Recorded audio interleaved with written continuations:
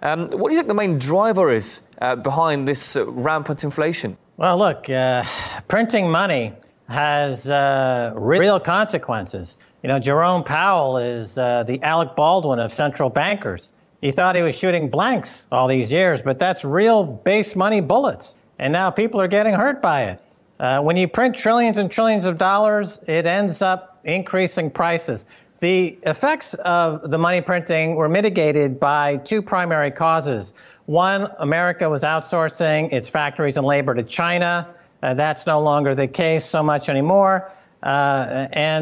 Secondarily, the money was being purchased by the central bank in the form of quantitative easing and the buyback of securities and debt from Wall Street, and that's no longer working either. So now the money printing is just going directly into the CPI. It's going directly into price increases.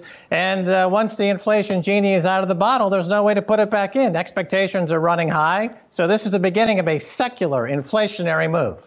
The purchasing power of this fiat money is going to decrease. So everything will cost more if you're using fiat money. This is an experiment that goes back to 1971 when the world went on a fiat money standard. And now for 40 years, we've been living in this experiment. And now in 2021, the experiment is blowing up in our faces. Purchasing power for fiat money is going down. That means that prices for stuff are going to go up. The only way to stop it is to raise interest rates. Now in Russia, they're actually raising interest rates. They're doing the right thing. But in the United States and Great Britain, they're not raising interest rates. As a matter of fact, they believe that the way to fight this would be to lower rates and to make more money available. So they're actually throwing gasoline onto the fire. If they were to raise rates even a quarter of a percentage point, it would throw the entire leveraged economy of the UK and Britain into complete paralyzation, because those two economies in particular are leveraged incredibly by all that borrowed money that's based on this years of cheap interest rates. So they've really put themselves in an untenable position.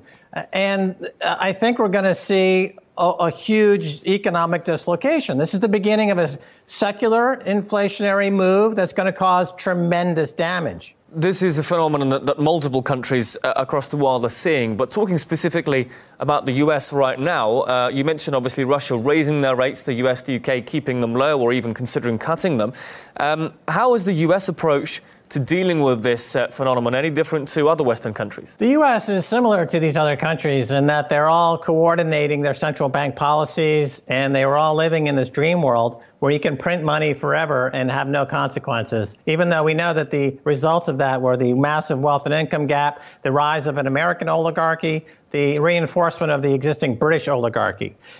Because Russia is not an indebted economy, the debt to GDP in Russia is one of the world's lowest. So Elvira, over there at the Russian central bank, had room to raise rates. So the Russian economy is managed. She's probably the best central banker in the world.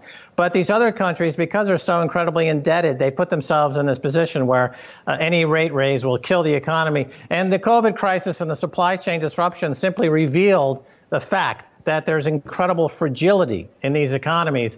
And now there's no policy to address it other than to allow for a massive default to happen on not only corporate debt in America, but the American sovereign debt. I think the U.S. Treasury bond is probably has to undergo a massive downgrade by Moody's and S&P. It's not a AAA credit. It's a CCC credit. That's a junk credit. America's bond rating should be junk. Same thing with the United Kingdom. That's a junk-rated sovereign debt piece of paper. That's not worth anything. That's why you see negative interest rates, because it's so difficult to sell these things that the actual bank prints and buys back their own paper at a massive loss. That's called debt monetization. This is what we've always explained, how these other countries in the so-called banana republics have run into trouble by buying back their own debt. Well, now America is doing the exact same thing, and the United Kingdom is doing the exact same thing. These economies are in dire circumstances right now. You mentioned the national debt there, the ratio to national debt. Of course, the deadline to increase that debt ceiling in the US is looming.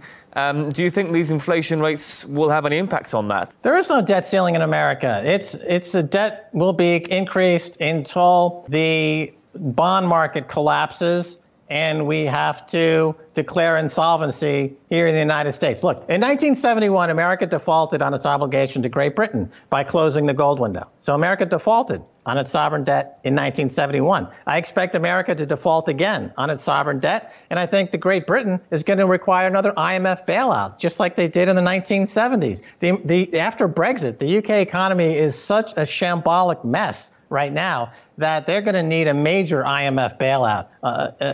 There's just horrible situation, economically speaking. So you mentioned one way to deal with this is obviously raising interest rates to tackle inflation, an obvious move. But what is the answer to this problem then? What can the US Treasury and the Fed do right now to deal with this looming crisis? Raising rates is what Paul Volcker did in 1980 when the debt to GDP ratio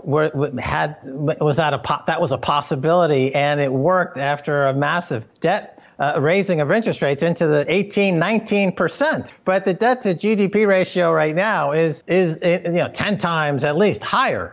So that's actually not going to work. There is no solution. That's why people are running into Bitcoin. That's why Bitcoin's worth over $1 trillion now, why it's going to $10 trillion now, is that people are running for the hills. They're getting out of Dodge. They're dumping their U.S. Treasury bonds. They're dumping whatever they can, and they're putting it into Bitcoin. And so Bitcoin, we're going to see Bitcoin be the major winner in this sovereign debt collapse globally. That's how you get to $200,000, $300,000, $400,000 per Bitcoin. Everybody knows it now. Paul Tudor Jones, Stan Druckenmiller, Michael Saylor over at MicroStrategy. They're all openly talking about a speculative attack against the central banks. Borrow at that cheap rate, buy Bitcoin, and let them die. That's what's going on. Janet Yellen, for one, expects these inflation levels, rather, to persist until mid-2022. Do you think that's an accurate forecast, or could we see these problems persist into the years after that? Last year, Janet Yellen said the biggest problem was deflation. Then they said, oh, you know what? It's actually inflation. Then they said the inflation was transitory. Now they're saying the inflation is going to be around for a few years. We're at the beginning of a multi-year secular inflation that will last quite a bit of time. We're leaving a 40-year bull market in bonds. It started when Volcker finished his job back in 1980, and Ronald Reagan and Margaret Thatcher came to office, and we've had 40 years of lower interest rates. Well, that's now finished. We're going to have now a multi-year period of rising interest rates. It's going to be worse than the 1970s. We're going to see major defaults across the corporate world. We're going to see sovereign defaults, and we're going to see more countries like El Salvador start to make Bitcoin legal tender to get out, and they're openly mocking the IMF. El Salvador is openly mocking the IMF on Twitter, saying, we're buying Bitcoin, and we're in a completely new era, a new world, a new global standard, as Rand Paul, a senator in America, has called on Bitcoin to be the new global monetary standard. Not the dollar, not gold, Bitcoin. Before we continue, help us clicking that YouTube like button and subscribe now to our channel. This shows the algorithm that you valued this information. And it helps us spread that message. Sharing is caring. And now, let's continue. What to do in such a situation? Inform yourself and keep your financial education strong. We from the Compact Group offer our loyal subscribers a free educational portal with first-hand monetary, financial, and economic knowledge. Enter our invite-only Insider Club by clicking the link below. You will get access to first-class information far earlier than the rest. We have prepared a special deal for all our members where you can access a giant pool of Robert Kiyosaki's financial wisdom for just $1. To find out more, simply click the link below and join our Insider Club absolutely free. But there is more you can and should do. Build up several streams of income.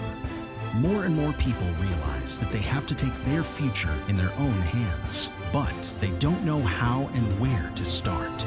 We from Compact offer our Insider Club members unique opportunities. Strengthen your financial muscle and get the edge. Click the link below. Become part of our free Insider Club. No financial obligations. But there's one important thing you have to know. You have to become active. So do it now. Become active and see you on the other side.